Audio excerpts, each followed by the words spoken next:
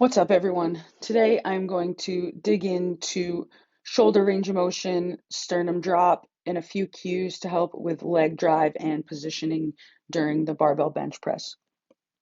Now, before I get started, I'd like to contextualize this video. I'm mostly speaking to powerlifters or other strength athletes who are looking to maximize their strength output in the bench press.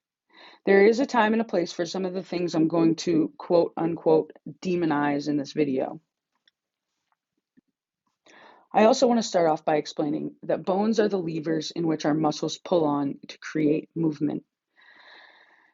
These bones should provide a base of stability from one attachment so that the muscle can pull on the other bone that it is attached to create that movement. So for example, in the bench press, we're looking for our sternum, our chest bone, our clavicle, that bone right across the front of your shoulder, and the rest of the shoulder complex to create a nice stable base in which our humerus, that upper arm bone, can move throughout in order to create that pressing motion.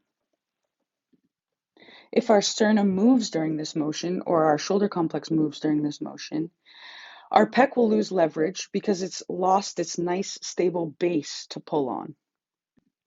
I like to think about the example. If you had two kids standing about 10 yards across from each other, each holding the same rope, nice and taut, and they both started walking towards each other, what would happen? The rope would loosen very heavily. But if you have one child remain constant with constant tension on the rope and the other child pulling, we would soon find that keeping tension on that rope, the two boys would meet. So let's take a look at what that looks like in real life. And I have some video footage here for you. This is me and my wife. So here you'll see that I start with my shoulder off the bench. And when I press all the way up, you'll see that my shoulder complex again leaves the bench.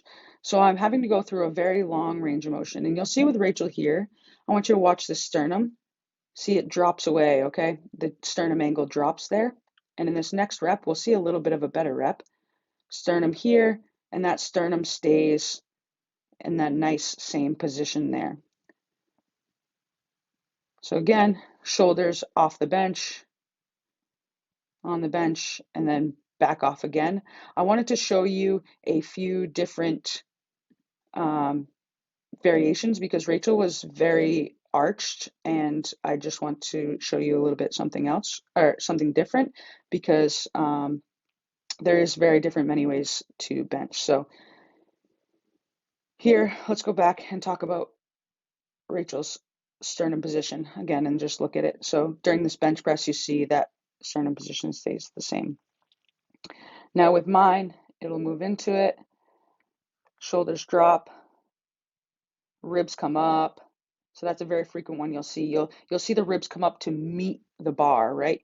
And that just means that I haven't etched out as much tension as I can. The difference between these two videos that I just played for myself or of myself is that watch how wobbly this rep is in the variation. Yeah, see, everything moves. I don't look very stable. That chest drops, and I have to almost kind of internally rotate and pinch through. Whereas in these reps here, you can see my entire body actually stays a lot more stable, and I'm not reaching through as much, finishing out at the top of my triceps. So before these videos start, I want to talk about 3 tips that I would give in terms of fixing some of these issues. Tip number 1 is going to be a little bit of a drill that you can do. What I want you to do is unrack an empty bar and allow that bar to settle in your hands and loosen up your shoulders and kind of just let your shoulders rest into the bench under you. This is going to show you and allow you to feel what it's like to have those shoulders engaged with the bench.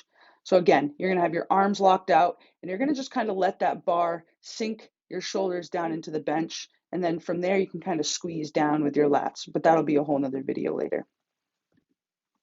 Tip number 2 is going to be more of a cue. And this is going to be, I want you to think about rising your belly up. So when you're laying down in that position, rising that rib cage and that belly up, And I'm going to make a whole other video on bracing during the bench press. But for now, you want to think about taking a nice deep breath into that belly up in order to kind of support and hold that position. From there, we're going to again think about letting those shoulders fall down into the bench and then complete your motion. Now, when you come back up, you want to be very careful not to overreach and allow those shoulders to pop off the bench again, because it can be, when you have heavy weights in your hands, you don't want to just be letting that weight settle your shoulders into the bench. You want to have created a nice stable base in order to fight against that weight. Let's remember Newton's third law: for every action, there's an equal and opposite reaction. So I don't want to just be letting that weight kind of sink me down. Otherwise, I've already failed that press. One thing I like to think about while I am pressing up is actually pressing up through my armpits and my pinkies. If you find that you're pushing through your fingers and your thumbs a little bit more, you'll tend to internally rotate and get that rounded shoulder up. So if you think about pushing through your armpits and keeping those lats nice and engaged, you'll keep your shoulders down and away from your ears, and you won't get that rolling and rounding up towards your ears from your shoulders and really that motion at all. All right, and tip number 3 is actually a coaching point from Rachel's session today. She had barbell bench press, and this was her first set of 5 here. I want you to watch that eccentric is very fast. You can also sort of see that she's rising her chest to meet the bar as she's lowering. It's kind of like all happening together rather than her creating that stable base and then lowering, like you'll see in this next video. So what I told her to do was to take that breath earlier and create that leg drive earlier so that it's happening before she's lowering the bar. And you'll see that she's actually getting more leg drive back towards me rather than straight up. This has created a more stable base. And here I show you, see the rib cage comes up to meet the bar. And then at the top of this, I actually believe her rib cage comes down, and she's going to have to take a little bit more time to reset for the next one. Whereas this, that rib cage was set before. It's a nice push up and through, and she doesn't overreach it. And then a nice little gracious gift from Rachel here on my birthday, because I gave her a few cues that worked, and she absolutely hates it.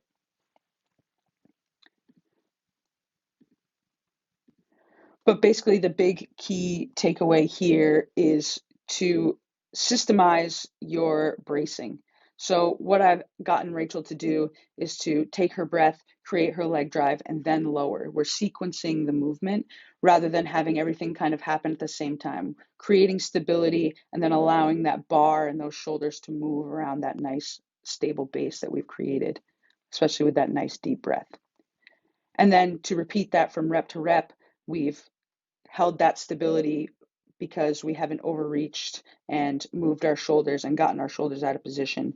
It can be very energy demanding in order to kind of reset the position over and over again. So why not set ourselves up for success from rep to rep by completing the rep and maintaining that position that we need?